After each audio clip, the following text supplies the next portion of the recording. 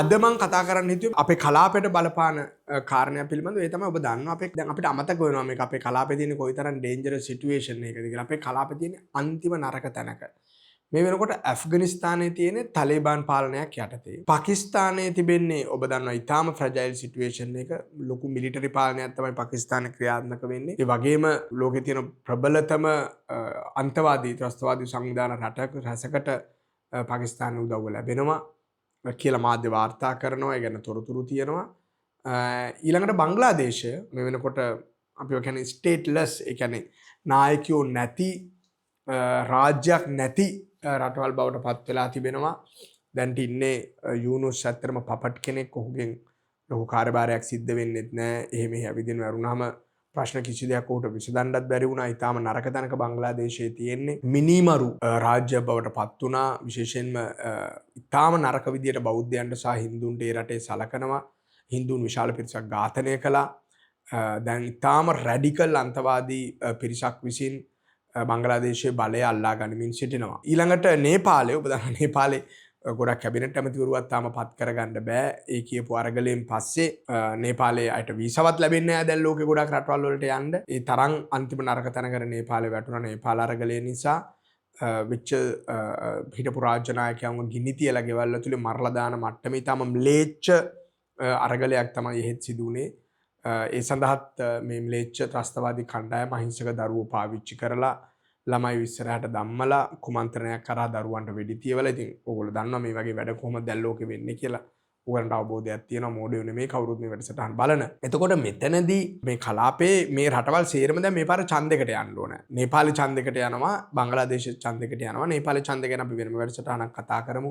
ඒක හරි ඉන්ටරෙස්ටිං. මොකද මම නේපාලේ එක්ස්ටෙන්සිව්ලි ඇවිදලා තියෙනවා. නේපාලේ දේශපාලන හැසිරීම මම හිතන්නේ අපේ කලාපේ වැඩිම පක්ෂ තියෙන රට නේපාලය. නේපාලේ දේශපාලන හැසිරීම පිළිබඳ අපි වෙනම කතා කරන්න ඕනේ. නමුත් මට මේ වෙලාවේ කතා කරන්න ඕනේ බංග්ලාදේශ ඡන්දය ගැන. ඒකට හේතුවක් තියෙනවා. බංග්ලාදේශ ඡන්දය ගැන කතා කළ යුත්තේම හරිම ෆනි සිද්ධියක් වුණා. ඒ තමයි ඔබ දන්නවා කලිඩාසියාගේ. එහෙම නැත්නම් මම මේ ගොඩක් ඒ වැඩසටහන වල නම් සහ ඉලක්කම් කියන්නේ ඒවා ඔයගොල්ලන්ට ඉන්ටර්නෙට් එකේ තියෙන නිසා. මොකද ඒවා වැරදීමක් සිදු වුණොත් එimhe නම් ප්‍රොනවුන්ස් කරද්දී එහෙම ලොකු ප්‍රශ්නයක් වෙනවා.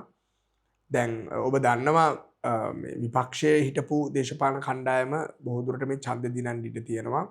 හිටපු අගමැතිතුමේ නායිකාවගේ පුතා අවුරුදු 17කට පස්සේ බංග්ලාදේශයට ඇවිල්ලා තියෙනවා. ඔහු බොහෝ දුරට ඊළඟ නායකයා බවට පත් වෙන උන්ට ඡන්ද දිනන්න පුළුවන් හැම සමීක්ෂණ වාර්තාවක්ම පෙන්නනවා. දැන් ඒක නෙමෙයි මෙතන වැඩේ. ඔබ දන්නවා බංග්ලාදේශයේ අරගලය කියලා එකේ ත්‍රස්තවාදී ක්‍රියාවලිය කරපු වැදගත්ම දේ තමයි බන්ධනාගාර වලට පැනලා හිටපු පාතාල නායකයෝ සහ විශේෂයෙන්ම ත්‍රස්තවාදී නායකයෝ සියලු දෙනාම රිලීස් කරා. දැන් මේ කණ්ඩායම බොහෝ ප්‍රබල ලෙස බලය අල්ලාගෙන සිටීමේ ක්‍රියාවලියක ඉන්නවා බංග්ලාදේශයේ. හැබැයි ඡන්දෙන් ඒගොල්ලන්ට ඉඩක් නැති වෙන්න ඉඩ තියෙන නිසා ඒගොල්ලෝ ප්‍රකාශයක් කළා ඊළඟ අවුරුදු 5 සාමකාමීව රට පාලනය කරන්න ඕන නම් යුනිටි ගවර්න්මන්ට් එකකට යන්න. අපිවත් ඇතුල් කරගෙන ආණ්ඩුවක් හදන්න කියලා. මම දකින්නේ මේක යෝජනාවක් නෙමෙයි. මේක තර්ජනයක්. එයාලා කියන්නේ ඕගොල්ලන්ට පීස්ෆුල් විදියට රට කරන්න නම් අපි වගේ අන්තවාදීන් ත්‍රස්තවාදීනුත් මේක ඇතුලේ තියාගන්න කියලා. මේක ඉතාම ඩේන්ජරස් තත්ත්වයක්. මේක ප්‍රජාතන්ත්‍රවාදයට කරන දරුණු බලපෑමක්. ඒ වගේම ඔබ දන්නවා ඒ ඇතුලේ දරුණු ඉන්දියානු විරෝධයක් ගොඩනගමින් තිබෙනවා. ඉන්දියාව උදව් කරනවා කියලා පත්‍ර කන්තරු දෙකකට ගැහුවා. මේකට එක හේතුවක් විදිහට දකින්නේ මේ බොහෝ සංවිධාන පාකිස්තාන සමග ඍජු සම්බන්ධතා තියෙන කණ්ඩායම. ඒ නිසා ඒගොල්ලන්ට ආයුධ සහ අවශ්‍ය පුහුණුව සහ සම්පත් ලැබෙනවා ඉන්දියාවට විරුද්ධව විවිධ වැඩ කටයුතු කරන්න.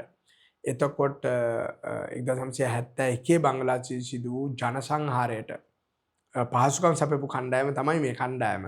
හරි ෆනි. ඒගොල්ලොම දැන් ආයේ බලය උඩට එන්න හදන එක රට ඇතුලේ. සාමයේ වෙලාවේ රට ඇතුලේ ලොකු බලයක් තියාගෙන ඉන්න එක මේ අරගලයක් මුවාවෙන් ඇවිල්ලා. ලංකාවේ සිද්ධ වෙච්ච දේවල් වලට ගොඩාක් සමානයි. එතකොට දැන් මේ කණ්ඩායම පාකිස්තානෙත් එක්ක සම්බන්ධතා ආරම්භ කරලා ගුවන් සේවා නැවත ආරම්භ කළා. පාකිස්තානෙත් එක්ක ගනුදෙනු ආරම්භ කළා. මේ බංග්ලාදේශ කියන්නේ පාකිස්තානෙන් කැඩිලා ආපු පාකිස්තාන නිසා ජෙනොසයිඩ් එකක් වෙන්න ගිය. සමූල ඝාතනයක් මිනිස්සු වෙච්ච රටක්. ඉතින් එහෙම කියලා හැමදාම තරහ තියාගෙන ඉන්න ඕනෙත් නෑ. හැබැයි පාකිස්තානෙත් එක්ක මේ සම්බන්ධතා ඇති වෙන්න හේතුව මේ අන්තවාදී කණ්ඩායම් සමග තිබෙන සමබරතා. ඒක කොහොමද කලාපීය වශයෙන් අපේ කලාපීය දේශපාලනයට බලපාන්නේ? විශේෂයෙන්ම කලාපීය සාමයට සහ සහයෝගීතාවයට බලපාන්නේ. මොකද ඔබ දන්නවා අපේ රටේ 30 අවුරුදු යුද්ධෙක ඉවර වෙලා අපි මුහුණ දුන්නු නරකම සිද්ධිය ISIS සංවිධානය ඊබ්‍රහම් නානතුරු කණ්ඩායම කරපු බෝම්බ පිපිරවීම. ඒතර ලංකාවෙත් මෑත කාලේ සිද්ධ වෙච්ච නරකම පහර දීම කලේ අන්තවාදී ඉස්ලාම් අන්තවාදී කණ්ඩායම් විසින්. ඒගොල්ලන්ගේ රැඩිකල් කණ්ඩායම ලංකාව ඇතුළේ ඔබ දන්නවා තාමත් ඉන්නවා. ඒගොල්ලෝ තාමත් ක්‍රියාත්මක වෙන විත්ති ඕන කෙනෙකුට අවබෝධයක් තියෙනවා, සමාජ ගැන අවබෝධයක් තියෙන.